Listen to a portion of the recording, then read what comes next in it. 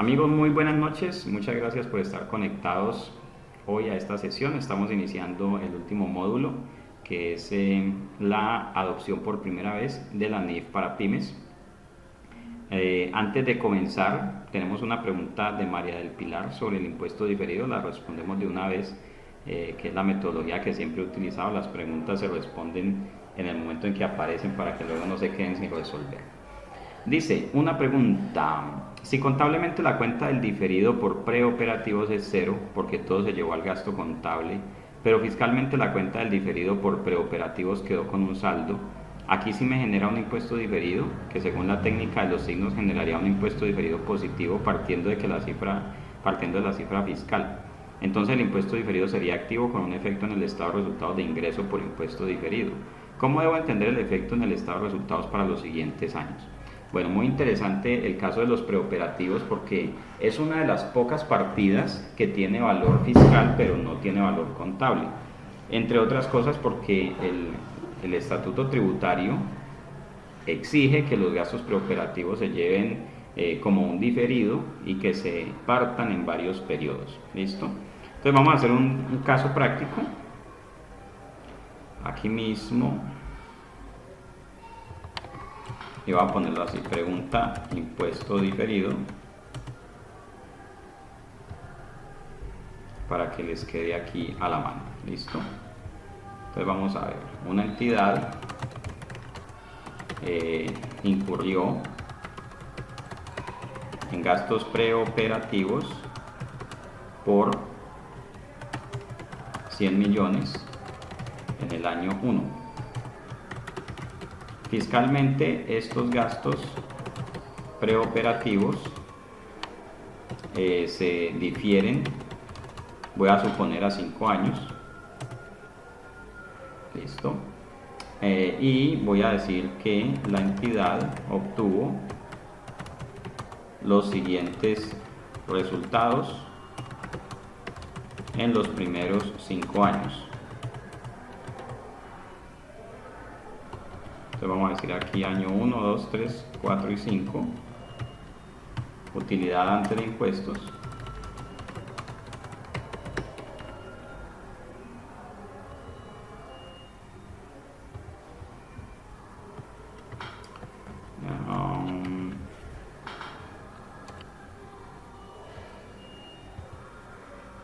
Digamos que la utilidad antes de impuestos de esta entidad fueron 20, 25,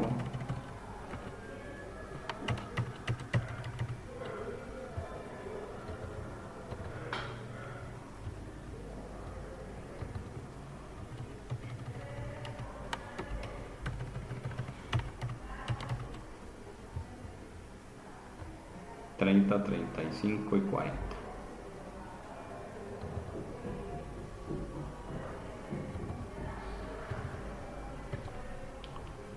Listo, inclusión preoperativa, listo.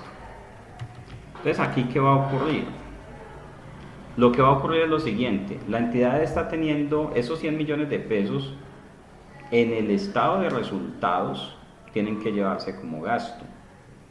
Esa utilidad del primer año de solamente 20 millones incluye el gasto por preoperativos. Es más, vamos a poner que las siguientes son más grandes para que sea un poco más congruente. Listo. La utilidad del primer año fue pequeña porque la entidad incurrió en unos gastos preoperativos, entonces solamente le quedaron 20 millones de pesos de utilidad. En los años siguientes, pues entonces ahí tenemos los valores que han sido llevados o que fueron generados por el estado de resultados.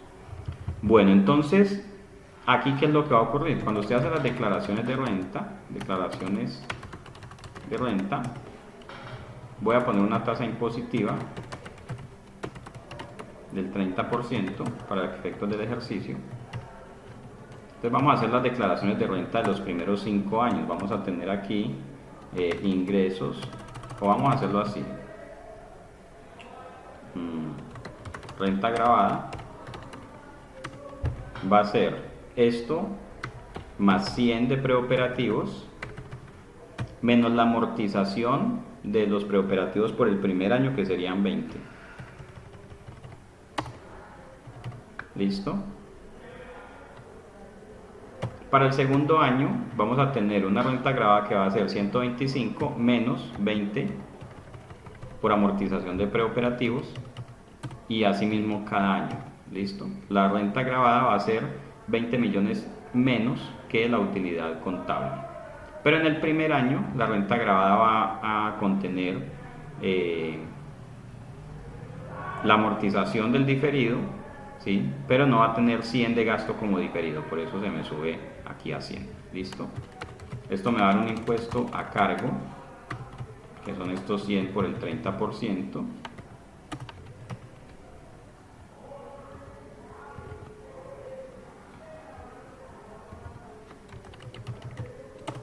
Ahí tenemos los impuestos a cargo. Y entonces vamos a hacer el estado, vamos a dejar aquí unas casillas para el impuesto diferido.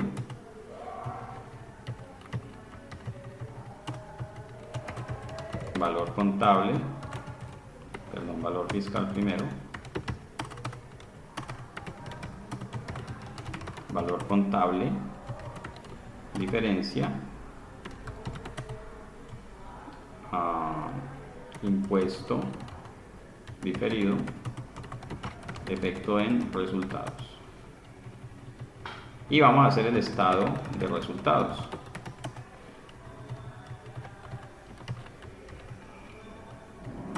El estado de resultados va a tener una utilidad antes de impuestos, que va a ser esta de acá. Va a tener un impuesto a cargo, el impuesto a cargo es el impuesto corriente. Va a tener un impuesto diferido, algo que se llama total impuesto, y va a tener un resultado. ¿Listo? El impuesto corriente es el que traemos de las declaraciones de renta, el impuesto a cargo.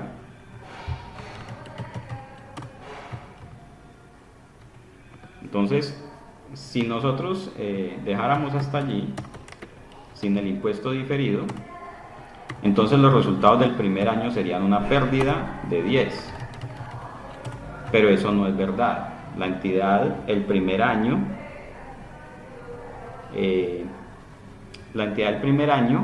tuvo un resultado antes de impuestos de 20. El impuesto nunca puede ser más grande que la utilidad antes de impuestos. Entonces, vamos a hacer el impuesto diferido para que miremos el impacto que tiene el impuesto diferido en estos estados financieros. ¿Listo? Si lo dejamos así y calculamos la tasa de tributación, entendida como el impuesto dividido entre la utilidad antes de impuesto, aquí tendríamos una tasa de tributación negativa, lo cual no es congruente. Y en las otras teníamos una tasa de tributación que, pues, a propósito sería variable. Unos años daría más, otros años daría menos. Entonces vamos a mirar el impuesto diferido de esa partida. Entonces estamos hablando de unos gastos preoperativos por 100 millones de pesos, pero el primer año se amortiza una quinta parte, entonces el primer año le amortizamos 20 millones de pesos. Entonces para el primer año nos quedan 80.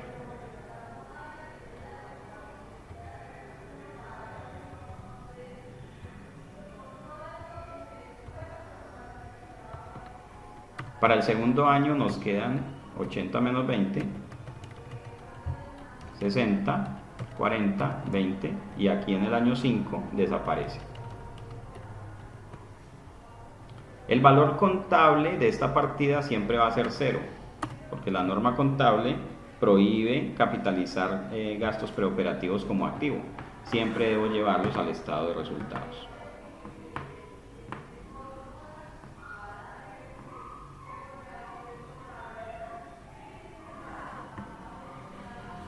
Muy bien, entonces voy a tener aquí siempre 0. Luego voy a decir valor fiscal menos valor contable. Ese mismo valor fiscal lo voy a tener siempre como diferencia temporaria. calculo el impuesto diferido, que sería estos 80 multiplicados por la tarifa de tributación, por la tasa impositiva, perdón.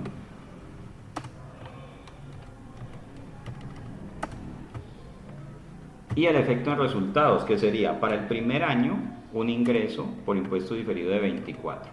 Del año 2 en adelante el impuesto diferido va disminuyendo, entonces vamos a tener aquí un impacto gasto en el estado de resultados.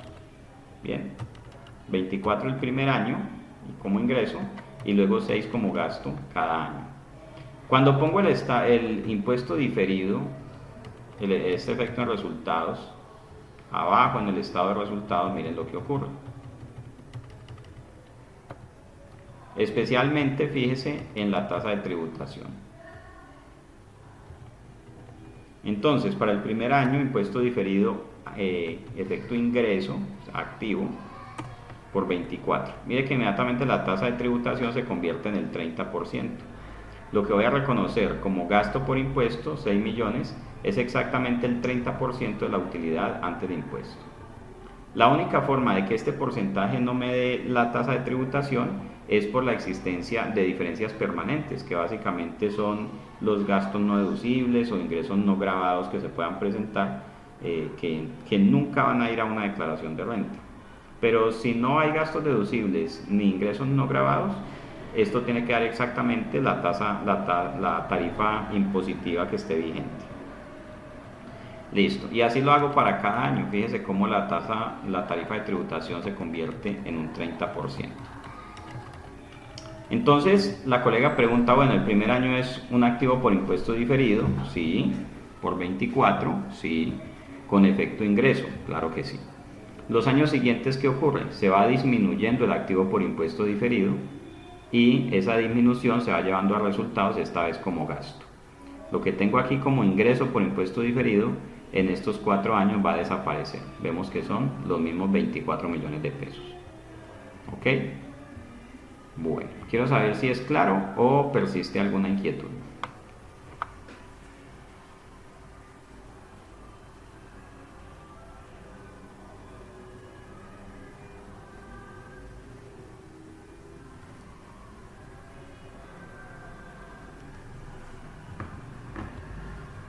Bueno, con mucho gusto. Saben que para eso estamos. Ok, y tenemos también un temita pendiente, que es el tema de costos por préstamos. Vamos a hacer una explicación de lo que es la sección 25 de la NIF para pymes, costos por préstamos, y un caso práctico. La sección de costos por préstamos es la sección 25. Sección 25. Bueno, entonces, la sección 25 habla de los costos por préstamos, no me los define, sino que me manda para el glosario de la NIF. En el glosario de la NIF encontramos que los costos por préstamos son intereses, pero también otros costos incurridos por la entidad que están relacionados con los préstamos de fondos que ha tomado prestados. Entonces, los costos por préstamos no son simplemente los intereses, sino también cualquier otro costo asociado al endeudamiento. Costos como por ejemplo comisiones, garantías, avales, gastos legales, costos en los cuales se tuvo que incurrir para obtener el endeudamiento.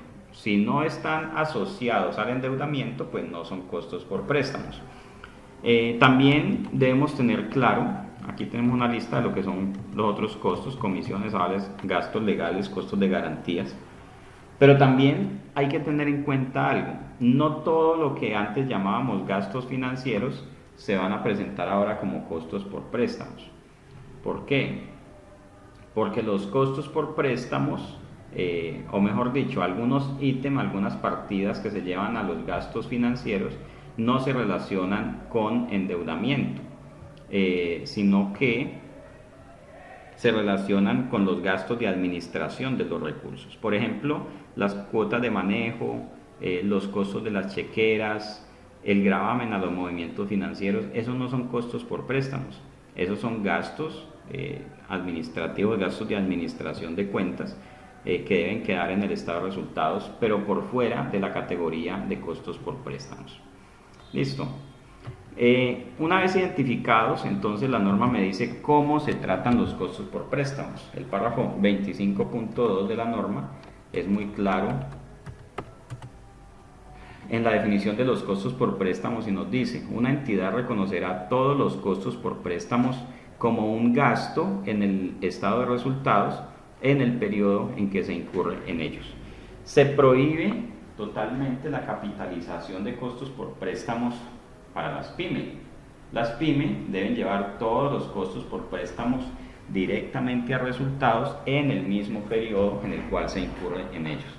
Esa es una de las diferencias entre NIF plenas y NIF para pymes. En NIF plenas existe lo que se llama activos aptos, y esos activos aptos son activos a los cuales se les puede capitalizar costos por préstamos en algunas ocasiones.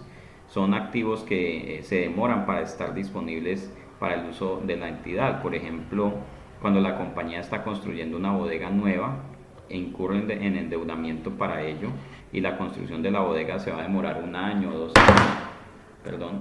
Entonces allí se presentan unos costos por préstamos asociados con activos aptos, a los cuales se les puede capitalizar esos costos por préstamos.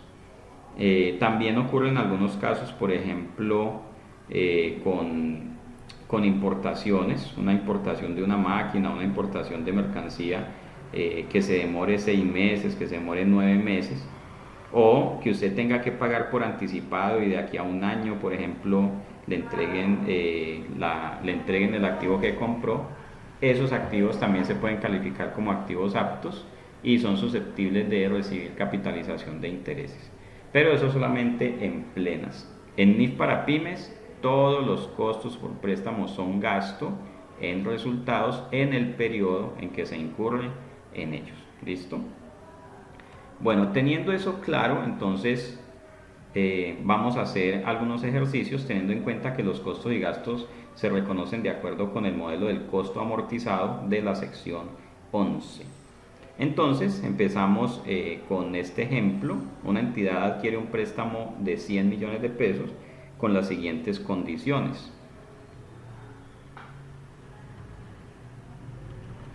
La primera condición es que la entidad pagará el crédito más los intereses al finalizar el plazo. Cuando finalice el plazo, va a pagar el crédito más los intereses.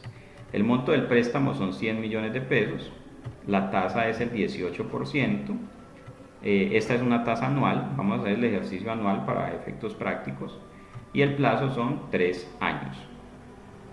Aquí tenemos entonces la tabla en la cual vamos a hacer la medición. Vamos a tener un préstamo de 100 millones de pesos que va a generar unos intereses. Por el año 1 serían 18 millones de pesos. Termina con 118. Ese se convierte en el saldo inicial del año 2.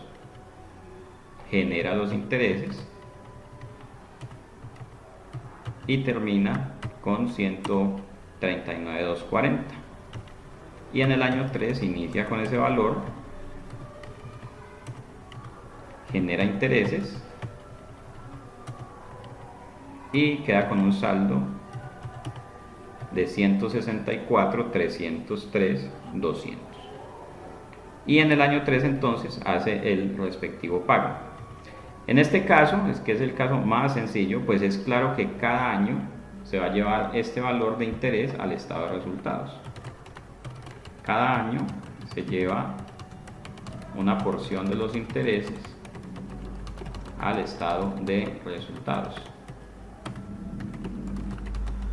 de acuerdo con la tabla anterior. ¿Listo? El día 1, si el crédito se desembolsó, por ejemplo, el 1 de enero, ese día vamos a decir que se deben 100 millones de pesos y ya. Cuando usted lee la definición del costo amortizado, dice que el costo amortizado es el saldo inicial más los intereses que se hayan generado menos los abonos que la entidad haya realizado. Pues en el momento 0, en un caso como este donde no hay costos asociados a la transacción, pues el valor del pasivo es exactamente el valor del préstamo, 100 millones de pesos. ¿Ok? Bien. No sé si de este caso hay alguna pregunta, que vamos a pasar al siguiente.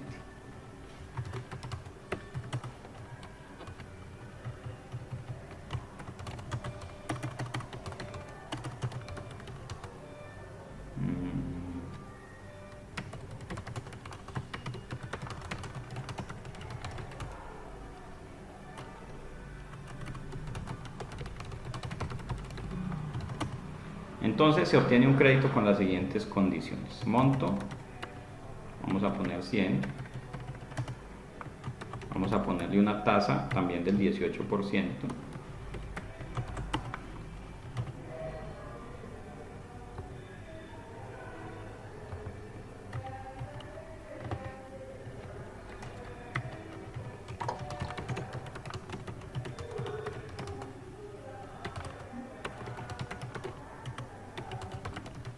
Vamos a decir que este será pagado en 3 cuotas anuales. Tasa del 18%, plazo de 3 años. Esto es, ¿sí? Y por lo tanto, pues hay un valor de cuota. El valor de cuota se calcula con la función pago, que es la tasa, el número de periodos y el valor actual, que serían estos 100 millones de pesos. Listo, serían 3 cuotas de 45,992, 386. Pero entonces, ojo, la entidad debe pagar 15 millones al inicio del crédito, los cuales le serán descontados al momento del desembolso para efectos de aval y garantía.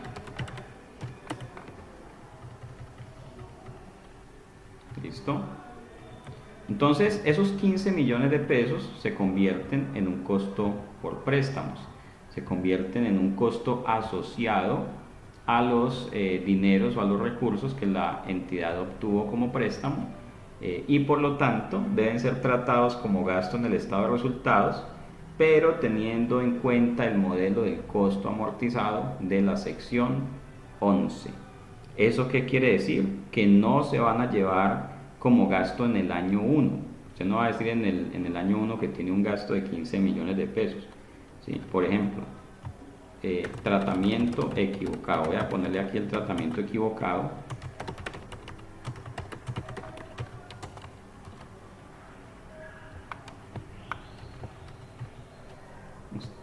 Digamos que aquí tengo obligaciones financieras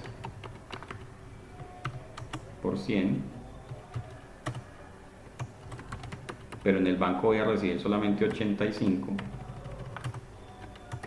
Entonces uno podría decir, entonces voy a llevar un gasto por 15. ¿Sí? No. Este gasto aparecerá en resultados a lo largo de los 3 años. María del Pilar dice, profe, en algunas políticas se define que si estos gastos no superan el 5% del valor del crédito, se llevarán al gasto inicialmente. ¿Esto está bien? Sí, claro. En aplicación del párrafo 10.3, recuerde que el párrafo 10.3 de la NIF para pymes es el párrafo de la libertad. Este párrafo dice, si esta norma trata específicamente una transacción u otro suceso o condición, una entidad aplicará esta norma. Hasta ahí le está diciendo, usted tiene que hacer lo que la norma dice. Pero luego le dice, sin embargo, la entidad no necesitará seguir un requerimiento de esta norma si el efecto de hacerlo no fuera material. Si los costos asociados con el endeudamiento son muy pequeños, entonces no va a tener un impacto significativo en los estados financieros y se pueden llevar directamente al gasto. Por ejemplo, profe, obtuvimos un crédito hipotecario de 1.000 millones de pesos y le pagamos una comisión a un corredor que nos ayudó a conseguir el crédito. Esa comisión fue de 2 millones de pesos. Estamos hablando de que 2 millones sobre 1.000 millones es el 0.2%. O me pueden decir, profe, para que nos prestaran esos 1.000 millones de pesos hubo que pagar un avalúo, ese avalúo nos costó 2 millones de pesos. 2 millones de pesos sobre 1.000 millones es un ¿cuánto? 0.2% también, ¿sí? Es una cifra muy pequeña. Entonces, en esos casos, cuando los costos asociados al endeudamiento son muy pequeños, ignore ese tratamiento y simplemente los lleva directamente al estado de resultados, porque el efecto no va a ser material allí. En el caso que estamos planteando, el efecto sí es material. 15 millones es una cifra importante comparada con el crédito y seguramente comparada con los resultados. Entonces, vamos a mirar qué es lo que hay que hacer. En este caso, se calcula bueno, paso 1. Elaborar la tabla de amortización tradicional. O sea, una tabla igualita que esta.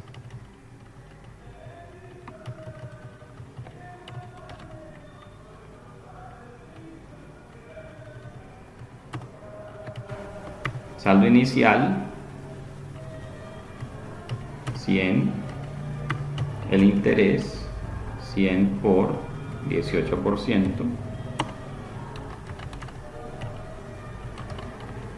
Bueno, pero aquí dice que lo va a pagar en 3 cuotas, ¿cierto? 3, el valor de la cuota, sí. Entonces, digamos aquí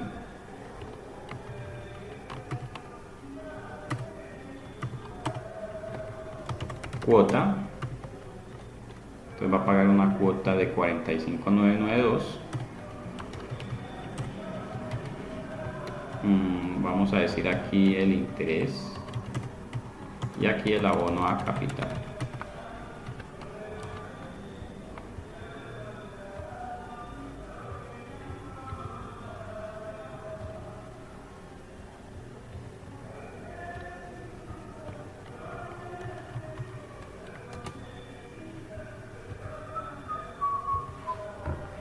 Bien, el abono a capital sería la cuota menos el interés y el saldo final va a ser el saldo inicial menos el abono a capital.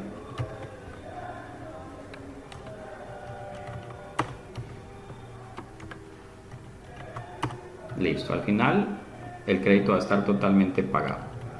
Esta casilla amarilla va a tener que aparecer en el estado de resultados como interés, ¿ok? Pero los costos por préstamo van a incluir, además de ese interés, van a incluir lo que es la comisión de 15 millones de pesos. Entonces, paso 2,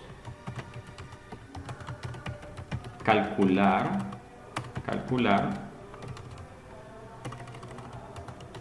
la tasa de interés efectiva. ¿Para eso qué hago? Para eso voy a tomar el monto, pero el monto ya no va a ser 100, sino que el monto van a ser estos 100 menos 15. ¿Por qué 100 menos 15, colegas?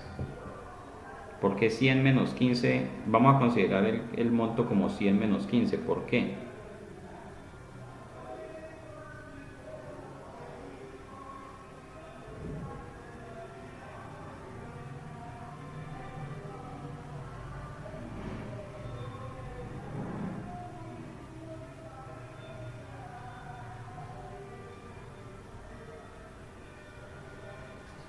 Listo, entonces porque fue lo efectivamente recibido por el préstamo. Ese fue el flujo de entrada de esta transacción. El banco le prestó 100 y usted al banco le debe 100, sí, pero usted realmente recibió 85. Entonces, desde el punto de vista financiero, el flujo de entrada de recursos fue 85, no fueron 100. Entonces, con ese monto, además tenemos un valor de cuota. El valor de cuota es el mismo. Usted al banco no le puede decir que le va a pagar menos que porque está utilizando el modelo del costo amortizado. El banco le va a cobrar la misma cuota. El plazo es el mismo. Y entonces con esto calculamos la tasa de interés. Con eso calculamos la tasa de interés.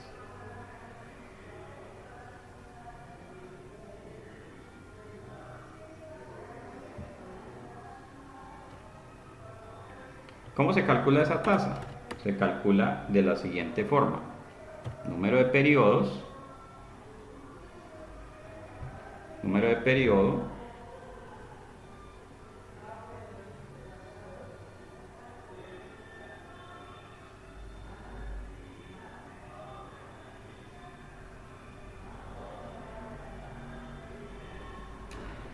número de periodo, pago, que sería la cuota, pongámoslo negativo, y el valor actual, pongámoslo positivo, y vamos a encontrar entonces la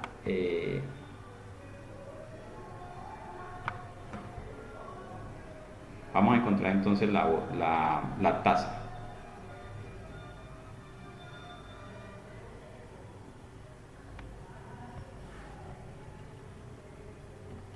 Tasa de interés.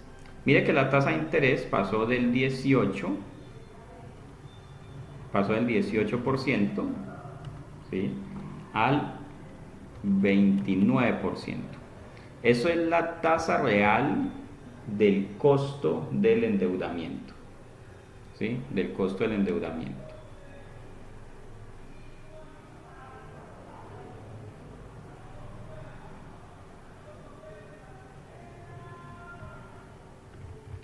¿Listo? Desde el punto de vista financiero, esos 15 millones de pesos que hay que pagar de aval encarecen el crédito, hacen que el crédito sea más costoso. Entonces, los costos por préstamos en el estado de resultados van a reflejar esa tasa de interés efectiva. O sea, vamos a tener unos costos por préstamos que no van a ser solamente los intereses, sino que van a ser los intereses más otro componente que se llama gasto de garantías o gasto de aval, ¿sí? Jorge dice que si no debería ser la misma del crédito. No, la tasa de interés del crédito es la tasa de interés que efectivamente usted le paga al banco, ¿sí? Pero esos 15 millones de pesos que usted está gastando de más porque le tocó pagar una garantía, un aval o cualquier otra vaina, hacen parte también de lo que se llaman los costos por préstamos. ¿Listo? Entonces, esta tasa de interés efectiva la vamos a utilizar para hacer una segunda tabla de amortización, que es nuestro paso número 3. Paso 3. Elaborar una tabla de amortización con tasa de interés efectiva.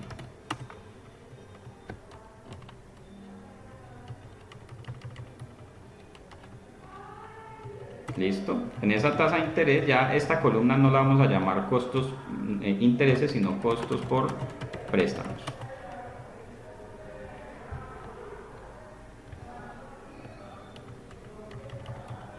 ¿Listo? Costos por préstamos, que van a incluir los intereses y otros costos.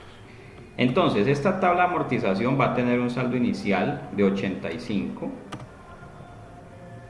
Y los costos por préstamo ya se van a calcular es con una tasa que no va a ser esa, sino que va a ser el 28.76.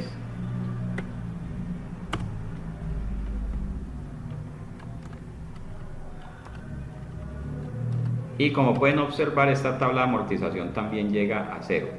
Ahora tenemos una columna que se llama costos por préstamos, que incluye dos componentes. ¿Cuáles son?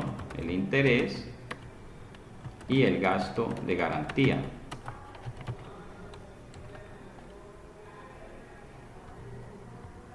Interés y gasto de garantía. ¿Cuánto voy a poner en la cuenta intereses? Pues lo mismo que tengo en la primera tabla, esto.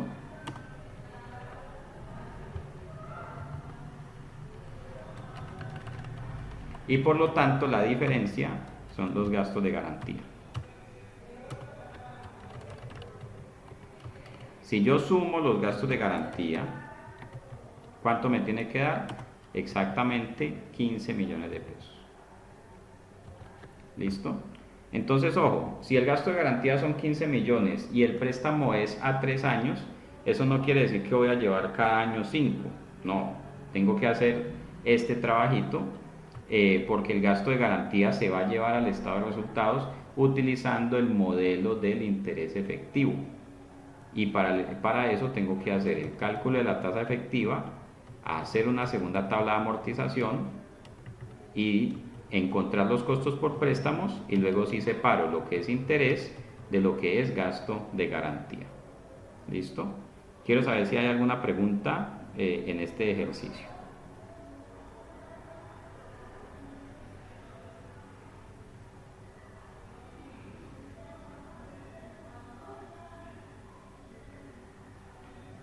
Ok.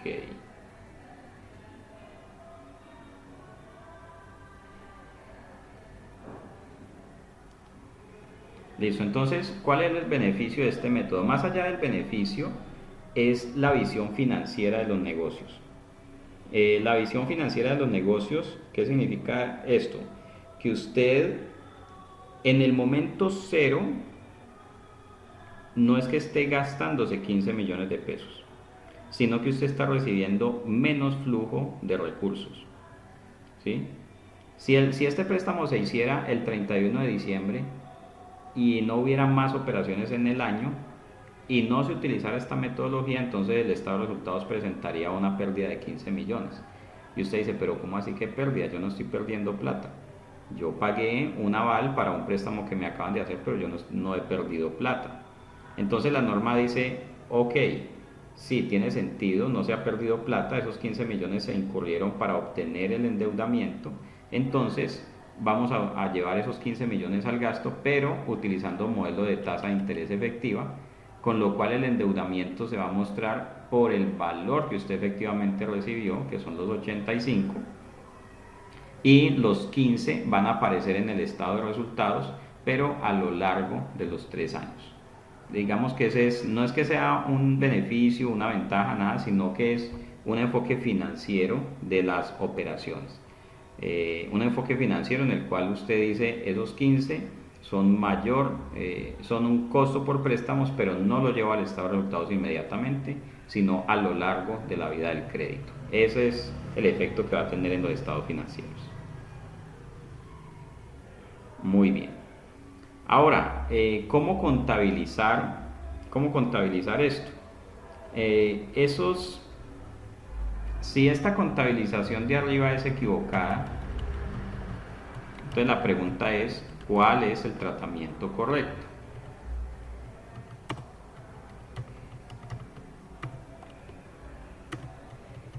¿Cuál es el tratamiento correcto para esos 15 millones de pesos?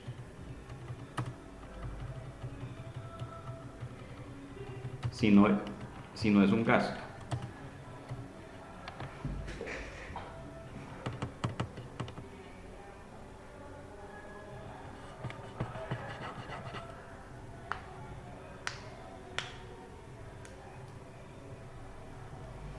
Listo, entonces esos 15 millones de pesos en efecto son un gasto pagado por anticipado. Usted pagó hoy 15 millones de pesos por una partida que le va a llevar a resultados en los próximos 3 años, de acuerdo con lo establecido por las normas de información financiera.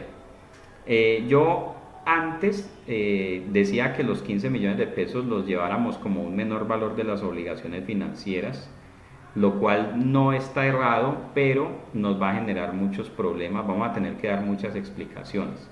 Yo antes utilizaba un modelo en el cual decía obligaciones financieras, valor nominal, y decía obligaciones financieras, otros costos. Entonces la obligación financiera me quedaba en el estado de situación financiera por 85. Pero empezamos a tener muchas discusiones porque, por ejemplo, un tercero nos podría decir, venga, pero es que usted no está endeudado en 85, usted está endeudado en 100. Si usted va a pagarle hoy al banco le cobran 100, o sea que su obligación son 100. Simplemente los 15 son un pago que usted hizo hoy por un gasto que lo va a amortizar en 3 años. Entonces, digamos que estoy de acuerdo en que no se lleve como obligación financiera, sino que lo llevemos al activo. Activo, gasto pagado por anticipado. ¿Sí? Un gasto pagado por anticipado y listo. Eso sería un activo diferido. O sea, los activos diferidos sí existen en NIF, porque existen algunos conceptos que tienen este comportamiento. Usted los paga hoy, pero los lleva a resultados en periodos futuros. Entonces es un gasto pagado por anticipado. Esta partida no es un instrumento financiero. No es instrumento financiero. Para que no la vamos a confundir, no es cuenta por cobrar. ¿Sí? Simplemente es otro activo. ¿Listo? Activo, gasto pagado por anticipado.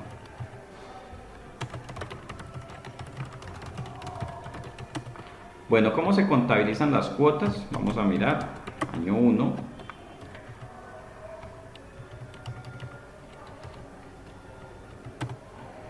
vamos a tener aquí obligaciones financieras.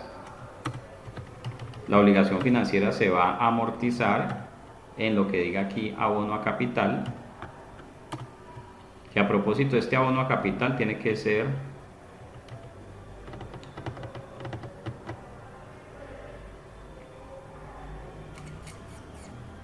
el de la tabla de arriba.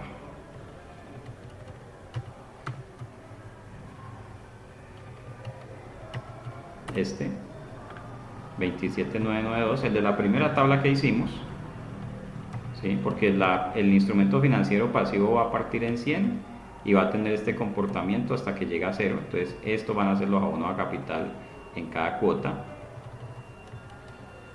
De hecho, lo primero que voy a hacer es girar el cheque. Voy a girar un cheque por el valor de la cuota, que son estos 45992. Ese valor lo que hace es que amortiza el crédito, entonces voy a ir a obligaciones financieras y voy a decir se disminuye la obligación financiera en este abono a capital. Voy a calcular un gasto por interés, costo por préstamo, interés, y voy a tener el interés de la primera tabla, que es este mismo. Voy a tener costo por préstamo, garantía, que es este que tengo aquí.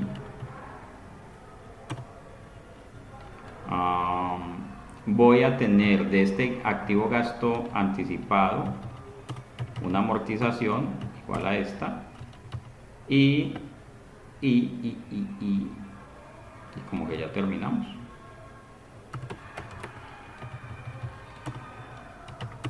Sí, señor, ya terminamos.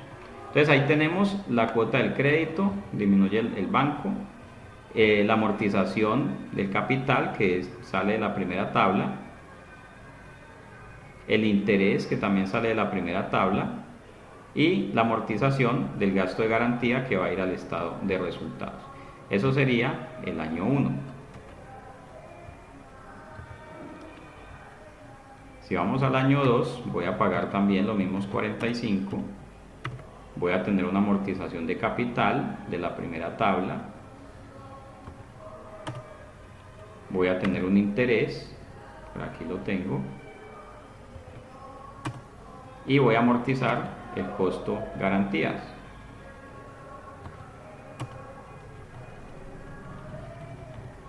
Ese sería el año 2.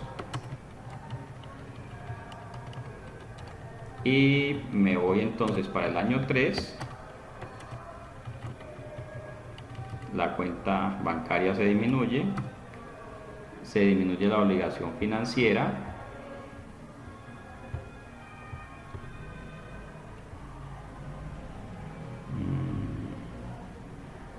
en este valor. Tengo un gasto por interés, y tengo un costo garantía que es este. Listo. Si yo voy haciendo la cuenta año por año,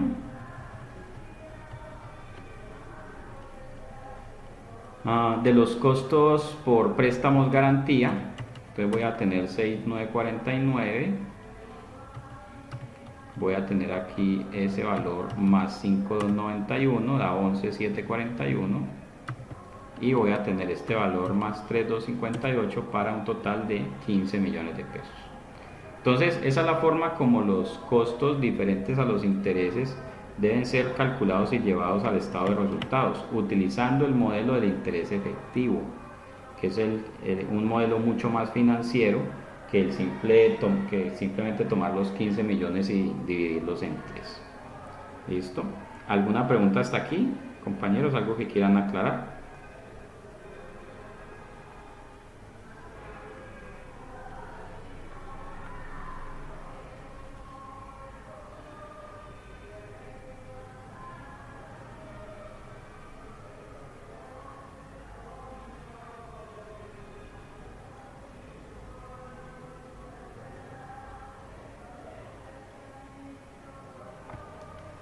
Muy bien.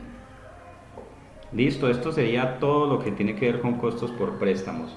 La norma simplemente dice todo se lleva al gasto, pero 25.1, todo se lleva al gasto, pero dice aquí el literal A del párrafo 25.1, utilizando el método del interés efectivo. ¿Ok?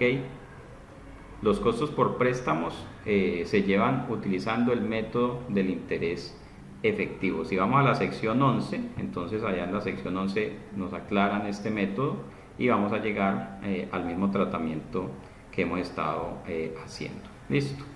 Bueno, compañeros,